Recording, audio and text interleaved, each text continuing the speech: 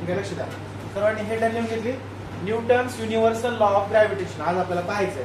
तत्पूर्वी मी तुम्हाला काही याच्याबद्दल इंट्रोडक्शन सांगतो. लक्षात ठेवा, कुठल्याही पॉईंट बद्दल जर बेसिक गोष्टी जर आपल्याला माहिती असतील तर तो पॉईंट समजण्यासाठी खूप सोपा जातो, हे तुम्हाला माहिती आहे. तर याच्यामध्ये काय करायचं, युनिव्हर्सल लॉ जेव्हा न्यूटनने मांडला, नीट लक्ष द्या, पुस्तकामध्ये आहे पॉईंट, ओके, पुस्तकाबद्दल काही टेन्शन नाही, फक्त काय त्याच्यामध्ये दिलंय, कुठले कुठले फॅक्टर्स आहेत ते आपल्याला अगोदर समजून घ्यायचे. ओके, याच्यामध्ये सुरुवातीला Newton's universal law of gravitation मध्ये दोन ऑब्जेक्ट तुम्हाला अगोदर पाहायचे.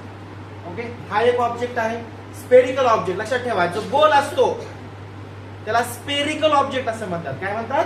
Spherical object. आणखी एक असतो, ठीक आहे. नंतर बर, हे जर दोन ऑब्जेक्ट असतील तर ह्याचं मास पण वेगवेगळं असत. मास माहिती आहे ना, नववीला होतं तुम्हाला मास. याचं मास काय असणार? ह्याला M1 म्हणायचं, ह्याला काय म्हणायचं? M1, आणि ह्याला म्हणायचं M2. ओके, काय काय शिकलो आपण सांगा?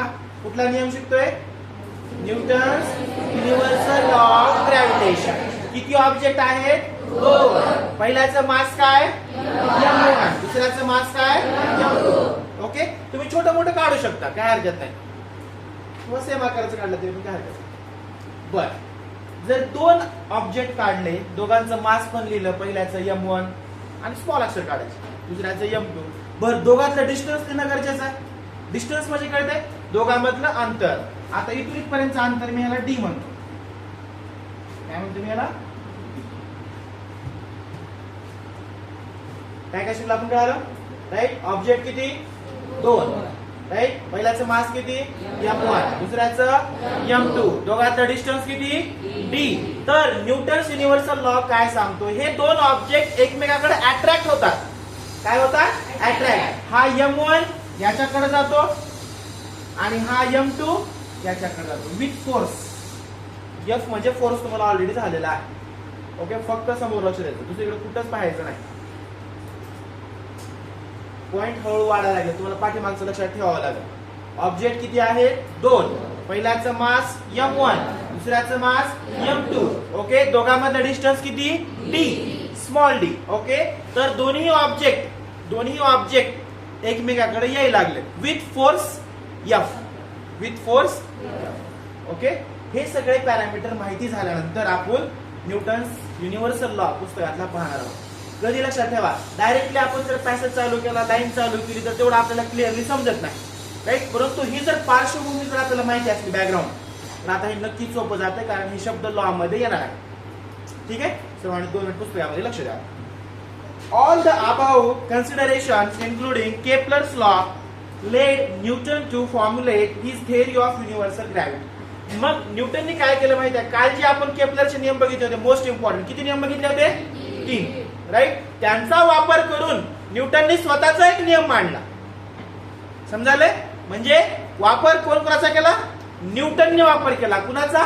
केपलरचा. केपलरच्या 3 नियमाचा आणि स्वतःचा युनिव्हर्सल लॉ ऑफ ग्रॅव्हिटेशन मांडला. काय आहे? पुढे दिलेला आहे, पुढे बघा. अकॉर्डिंग टू दिस थेअरी, न्यूटनच्या म्हणण्यानुसार बघा पुस्तकात, every object in the universe attract every other object with definite force. जगातल्या प्रत्येक 2 वस्तूमध्ये फोर्स आहे. जगातल्या प्रत्येक 2 वस्तूमध्ये काय आहे? फोर्स. M1 कुणाकडे चाललाय? M2 कडे. M2 कुणाकडे चाललाय? M1 कडे. ओके, दोघांतला अट्रॅक्शन फोर्स आहे. This force is directly proportional to the लक्ष द्या, this force is directly proportional to the product of masses of the 2 object. आणि ही जी फोर्स आहे, एक लक्ष द्या, या ठिकाणी M1 आणि M2 मधली फोर्स कोणती आहे सांगा बरं? F. कोणती आहे फोर्स? F. ही डायरेक्टली प्रपोर्शनल आहे. डायरेक्टली प्रपोर्शनल चिन्ह सर्वांना माहिती आहे? हे चिन्ह माहिती आहे? लक्ष द्या, काहीच लिहायचं नाही. ही फोर्स डायरेक्टली प्रपोर्शनल आहे. कुणाचा माहिती आहे का? M1 आणि M2 चा गुणाकार करायचा. M1 आणि M2 चा काय करायचा? तुम्हाला प्रोडक्ट म्हणजे गुणाकार माहिती आहे सर्वांना? ओके, कुणाचा गुणाकार करायचा? M1 आणि M2. आता मला सांगा, दोघांमध्ये काही नसतं म्हणजे गुणाकार असतो ना. आता जर समजा मी तुम्हाला मॅथ मध्ये असं x आणि y लिहून दिलं, तर हे x आणि असं असतं ना. दोघांमध्ये काही नसतं म्हणजे काय असतं? गुणाकारच असतो. ओके, पहिली कॉन्सेप्ट कळली. F directly proportional to M1 M2. नीट लक्षात ठेवा, F directly proportional to M1 and M2, product of M1 and M2. Okay, आता पुढे बघू.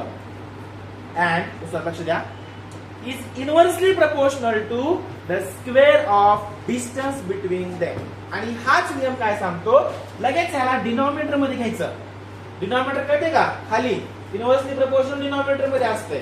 डिस्टन्सचा स्क्वेअर करायचा. डिस्टन्स म्हणजे कोणता सांगा बरं, इथं डी आहे. डिस्टन्स काय इथं, म्हणजे काय करणार, डीचा काय करणार. ओके, हा इथं या ठिकाणी अत्यंत महत्वाचा नियम न्यूटनने मांडलेला आहे. ओके, तुम्हाला परत सुरुवातीपासून सांगतो, हे परत सांगितलं महत्वाचं आहे. लक्षात ठेवा, कारण जसे काल केपलरचे 3 नियम महत्वाचे आहेत, तसे न्यूटनचा सुद्धा नियम महत्वाचा आहे. केपलरचा नियमाचा क्वेश्चन काल बघितलेला हमखास दरवर्षी पेपर बोर्डाचा बघा. आपण काय लिहून दिलं होतं, पाठ करून घेतलं होतं, शिकवलं होतं व्यवस्थित, राईट. हे 3 नियम केपलरचे आणि न्यूटनचा हा एकच नियम आहे ग्रॅव्हिटेशनचा, आणि हा सोपा आहे. हा 2 किंवा 3 मार्कासाठी येऊ शकतो. Okay, right. काय काय शिकलो आपण सांगा. ऑब्जेक्ट किती आहे इथं, 2. पहिल्याचं मास कोणतं, m1. दुसऱ्याचं मास m2. दोघांमधला फोर्स म्हणलं, फोर्स f. डी तर डिस्टन्स आहे. ओके, क्लिअर आहे. पहिल्याचं मास काय, m1. दुसऱ्याचं मास m2. दोघांमधला फोर्स f. हा इकडं आणि हा इकडं, राईट. आणि दोघांमधला डिस्टन्स किती, स्मॉल डी. क्लिअर आहे पर्यंत, हे झालं बेसिक. त्याच्यानंतर हे सूत्र खरं महत्वाचं आहे. f म्हणजे फोर्स इज डायरेक्टली, ह्याला कसं वाचायचं बघा, लिहायचं असं ठीक आहे. ओके, लिहिण्यामध्ये काही प्रॉब्लेम नाही, आपल्याला असं पण लिहू शकतो. हे सेंटरला आलं, f directly proportional to m1 and m2 and inversely proportional to D square. कारण इनव्हर्सली प्रपोर्शनल मध्ये तो खाली आहे रेषेच्या कुठं आहे, खाली. ह्याला कसं वाचायचं कळालं, सांगा बरं कसं वाचणार. f directly proportional to m1 m2 and inversely proportional to d square. Okay, right? नीट लक्षात ठेवा, force between the object is directly proportional to product of masses and inversely proportional to square of distance between them. Okay, हा न्यूटनचा नियम आहे. Every object, परत तुम्हाला पुस्तकात सांगतो मी, every object in the universe every attracts every other object with definite force. This force is directly proportional to product of masses and inversely proportional to square of distance. Distance म्हणजे जे अंतर आहे त्याचा काय करायचा, स्क्वेअर करायचा. फक्त denominator मध्ये घ्यायचा. कुठे घ्यायचा, सर्वांना कळालं, वाक्य कळालं. f directly proportional to m1 m2 and inversely proportional to d square, right. न्यूमरेटरला डायरेक्टली प्रोपोर्शनल म्हणायचं आणि डिनॉमिनेटरला इनव्हर्सली प्रपोर्शनल. एवढं तुम्हाला मॅथ तुम्हाला जमलं पाहिजे. ओके, हे फिजिक्स तुम्हाला जमायचं असलं तर. ओके, हे समजलंय. आता पुढे गेल्यानंतर न्यूटनने ह्याच्या पुढे शोधावं की हे प्रपोर्शनॅलिटी जे साइन आहे ते न्यूटनला नको होतं, म्हणून त्याने तिथे इज इक्वल टू साइन लिहिलं. ओके, कसं बघा, एफ लिहिला न्यूटनने, हे काढून इज इक्वल टू लिहिलं. परंतु या ठिकाणी काहीतरी प्रपोर्शनॅलिटी म्हणून काहीतरी चिन्ह घ्यावं लागते, काहीतरी कॉन्स्टंट घ्यावं लागते. काय घ्यावं लागतं, कॉन्स्टंट. त्याने या ठिकाणी जी घेतला, कॅपिटल जी. त्याचा काहीतरी अर्थ आहे, तो आपण पुढे बघणार आहोत. लक्ष द्या इकडं, गौरव लक्ष द्या इकडं. पुस्तकात काहीच नाही, 2 मिनिटं. एफ ला एफ घेतला, ते प्रपोर्शनॅलिटी चिन्ह काढलं, ह्याच्या ठिकाणी काय लिहिलं, इज इक्वल टू, आणि पुढे कॉन्स्टंट म्हणून काय घेतला, जी. बाकी सगळं सेम, बाकी सगळं सेम. रेष मारली, वरती काय लिहिलं, m1 m2, खाली काय लिहिलं, डीचा. समजा सर्वांना. आता बघा जी आहे काय, ठीक आहे बाबा. F force, no problem. m1 पहिल्याचं मास, नो प्रॉब्लेम. m2 दुसऱ्याचं मास, नो प्रॉब्लेम. आणि डी दोघांमधलं डिस्टन्स. मग ही जी आहे काय, या जीचं एक वेगळं नाव आहे. ओके, इथे लिहितो वाटलं तर मी, जी इज इक्वल टू, ह्याला युनिव्हर्सल नाव लक्षात ठेवा तुम्हाला, ग्रॅव्हिटेशनल कॉन्स्टंट असं म्हणतात. जीचं नाव कळालं सर्वांना. जी म्हणजे काय, कॅपिटल जी म्हणजे काय, युनिव्हर्सल ग्रॅव्हिटेशनल कॉन्स्टंट. ही त्याची खरं नाव आहे.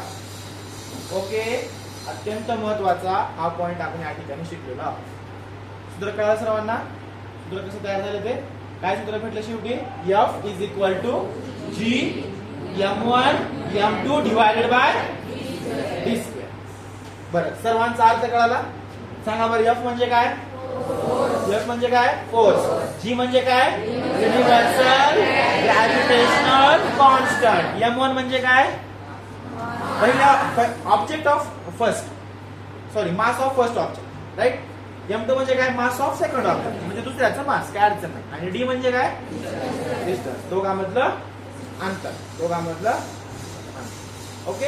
आता एक प्रश्न पडला पाहिजे आपल्याला की तुम्ही काय म्हणला की जगातली प्रत्येक दोन गोष्टीमध्ये अट्रॅक्शन फोर्स आहे, म्हणजे गोष्टी जवळ जवळ यायला लागल्या. ओके.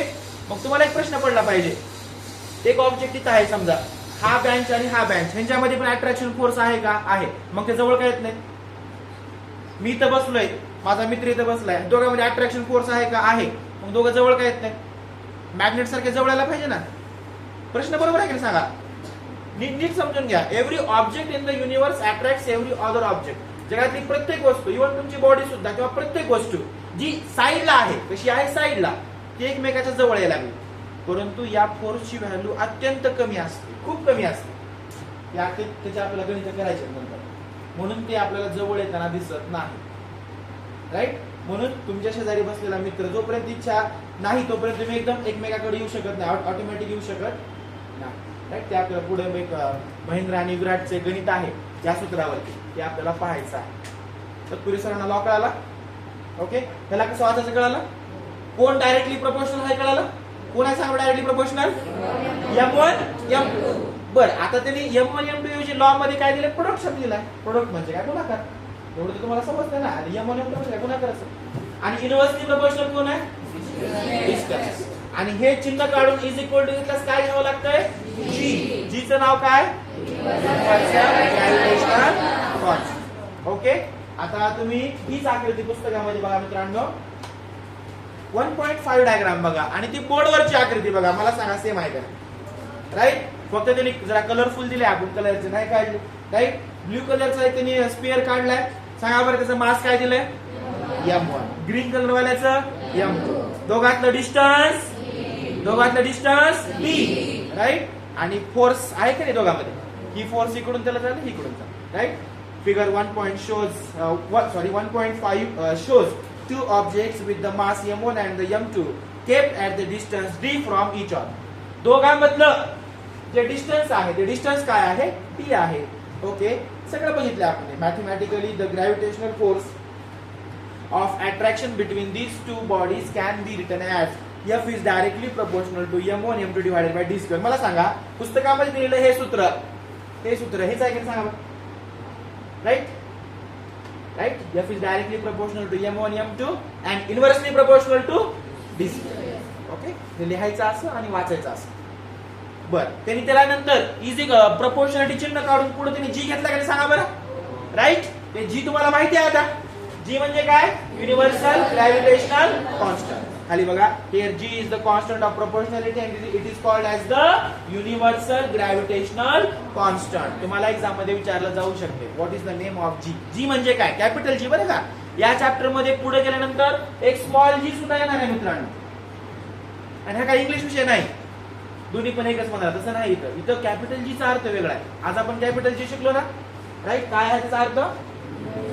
Universal gravitational constant. आपण एक दोन लेक्चर मध्ये स्मॉल जी चा सुद्धा अर्थ पाहणार आहे. ऍक्सेलरेशन ड्यू टू ग्रॅव्हिटी आपल्याला नंतर पाहायचं आहे, पुढच्या पानामध्ये आहे. द अबाव, पुस्तकात लक्ष द्या, the above law means that if the mass of the one object is doubled, the force between the two objects also double. Okay. म्हणजे जर दोन ऑब्जेक्ट जर मास जर आपण डबल केलं, मास जर काय केलं? डबल, तर फोर्स सुद्धा काय होतो? डबल. ओके. मी तुम्हाला एक्झाम्पल सांगतो. समजा एक ऑब्जेक्ट आहे, त्याचं 10 kg त्याचं मास आहे. आता जर मी 10ची जर दुप्पट केली तर किती होईल सांगा बरं? 20 होईल.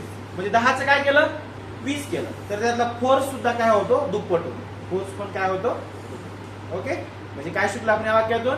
मास जर दुप्पट झालं तर फोर्स पण काय होतंय? दुप्पट. ओके. डबल. पुढे बघा आता. Also if the distance is double, distance मात्र इनव्हर्सली प्रोपोर्शनल आहे, the force decreases by the factor 4. आणि स्क्वेअर असल्यामुळे 2 चा स्क्वेअर 4 असल्यामुळे ते कमी होते. तुम्हाला इनव्हर्सली प्रोपोर्शनल माहिती आहे ना, एक संख्या वाढली की दुसरी काय होते? कमी होते. दुसरी काय होते मित्रांनो? कमी. Okay. If the two bodies are spherical, the direction of the force is always along the line joining the center of the two bodies, and the distance between the the distance between the center is taken to be the D. आणि जर दोन object जर spherical असतील, spherical म्हणजे काय? गोल. इथं मी गोलच काढलं की नाही, तर त्यांच्या सेंटर पॉइंटला काय करायचं, एक लाईन ड्रॉ करायची, जोडायची. ते त्याचं काय असतं, डिस्टन्स असतं. हे सगळं आपण बघितलेलं आहे. In case when the two bodies are not spherical or have the irregular shape, then the direction of the force is along the line joining their center of masses, and D is taken to be the distance between the two centers of the masses. आता एक लक्ष द्या, जर समजा object जो आहे तो असा गोल नाहीये, इरेग्युलर शेप आहे. इरेग्युलर म्हणजे त्याचा आकार कसाही आहे. समजा असा आहे त्याचा आकार, समजा एखादा दगड वगैरे आहे. ओके, दगडाला कुठला एकदम गोलाकार असतो का? नाही, ते इरेग्युलर. इरेग्युलरचा अर्थ कळाला? तर ज्या पद्धतीने या स्पिअरला सेंटर असतो, काय असतो? सेंटर. तसं ह्याचा एक सेंटर ऑफ मास नावाचे कॉन्सेप्ट असतो. सेंटर ऑफ मास, त्या ठिकाणावरनं डिस्टन्स मेजर करायचं. सेंटर ऑफ मास इरेग्युलर शेपला. स्पेरिकलला काय असतो? सेंटर असतो. गोलाला काय असतो? सेंटर. आणि जर इरेग्युलर आकार असतो, इरेग्युलरचा अर्थ कळते कसा आहे? वेळा वाकडा, तर त्याला काय असतो? सेंटर ऑफ मास. तिथून काय करायचं? डिस्टन्स मेजर करायचं असं आपल्याला म्हणलेलं आहे. From equation 2. इक्वेशन 2 म्हणजे हे वालं, हे आपण बघाशी बघितलेलं, right? It can be seen that the value of the G is the gravitational force acting between the two unit masses kept at the unit distance away from each other. Thus, in the SI unit, the value of G is equal to the gravitational force between the two masses of the 1 kg kept at the 1 meter apart. लक्षात ठेवा, G ची value किंवा G चं जे सूत्र आहे, G ची value काढण्यासाठी किंवा सूत्र काढण्यासाठी तिने आपल्याला सूत्र म्हणजे माहिती दिली आहे. ती माहिती तिने खाली दिलेली आहे बघा. It is the gravitational force between two masses of 1 kg 1 meter apart. जर दोन ऑब्जेक्ट असतील, दोघांचे मास जर 1 kg असेल, किती असेल? 1 kg. हे बघा, हा एक ऑब्जेक्ट आहे, हा एक ऑब्जेक्ट आहे. याचं मास आहे 1 kg, त्याचं पण आहे 1 kg. आणि दोघांचा डिस्टन्स किती पाहिजे? 1 मीटर पाहिजे. किती पाहिजे? 1 मीटर. त्या अशा ठिकाणी आपण जी ची व्हॅल्यू ॲक्युरेटली काढू शकतो असताना म्हणायचं. ओके, आणि साईडच्या त्या येलो कलरच्या बॉक्स मध्ये आपण नीट बघितलं तर त्याने आपल्याला जी ची व्हॅल्यू पण दिलेली आहे बघा. ओके, जी कॉन्स्टंट असल्यामुळं प्रत्येक गणितामध्ये त्याची व्हॅल्यू फिक्स असते. फॉर एक्झाम्पल तुम्ही मॅथ मध्ये पायची व्हॅल्यू फिक्स घेता का सांगा बरं? गणित बदललं, इव्हन वर्ग बदलला तरी सुद्धा पायची व्हॅल्यू 22/7च घेतात ना. ओके, 22/7 किंवा 3.14, राईट? तसंच ह्या जी ची व्हॅल्यू सुद्धा कॅपिटल जी ची व्हॅल्यू फिक्स आहे, जी की त्या पुस्तकामध्ये दिली बघा खाली येलो कलरच्या बॉक्स मध्ये एकदम शेवटची लाईन. काय सांगा बरं? G is equal to 6.673 into 10 to the power -11. ही तुम्हाला पाठच करावं लागेल. त्याच्या पुढचे ते युनिट आहे, त्याच्या पुढचं काय आहे? युनिट. जी ची व्हॅल्यू लक्षात राहील, पाठच करावी लागते. जी ची व्हॅल्यू काय आहे? 6.673 into 10 to the power -11. Okay, this is all about the Newton's universal law of gravitation. आपण याला लास्ट त्याची समरी घेऊ, नंतर मी तुम्हाला पॉइंट सांगतो, त्यानुसार आपण लिहून. Okay, Newton's universal law of gravitation चा शोध न्यूटननी केपलरच्या कालबेगितीच्या नियमानुसार लावला. ही पहिला पॉइंट होता. ओके, काय सांगतो? Every object in the universe attracts every other object with some definite force. Okay, म्हणजे प्रत्येक विश्वातली वस्तू दुसऱ्याला स्वतःकडे ओढत असते विथ डेफिनाइट फोर्स, राईट? आणि नंतर लिहायचं हे वाला, this force is directly proportional to product of masses. M1M2 म्हणायचं नाही याला. दिस फोर्स कसं वाचायचं बघा? This force is directly proportional to product of masses. म्हणा बरं, दिस फोर्स, दोन मिनिट बाय पाठवा मला. This force is directly proportional to product of masses and inversely proportional to square of distance between objects. Okay, अत्यंत महत्वाचा हा नियम आहे. Force is directly proportional to product of masses आणि inversely proportional to square of distance between the objects. Okay, हा नियम आपण बघितला. नंतर हे चिन्ह आपल्याला चालत नाही, इज इक्वल टू लागते म्हणून काय घेतला? जी घेतला. कॅपिटल जी चं नाव काय? Universal gravitational constant. Capital G ची व्हॅल्यू फिक्स असते. किती असते? 6.673 into 10 to the power -11. ही तुम्हाला लक्षात ठेवायची आहे. ओके, ही आहे त्याची डायग्राम. आणि जर ऑब्जेक्ट जर समजा इरेग्युलर असला, स्पेरिकल असला तर सेंटर वापरायचा. आणि जर इरेग्युलर म्हणजे कसाही ओबड धोबड इरेग्युलर आकाराचा असला तर त्या ठिकाणी सेंटर ऑफ मास या ठिकाणी वापरायचा. तुम्हाला काय विचारायचं त्याच्याबद्दल काय डाऊट आहे? समजलं सर्वांना? ओके, पॉइंट सिलेक्ट करा. Newton's universal law of gravitation हे दिलेलं आहे त्यांनी. Line number 2, according to this theory passing between them पर्यंत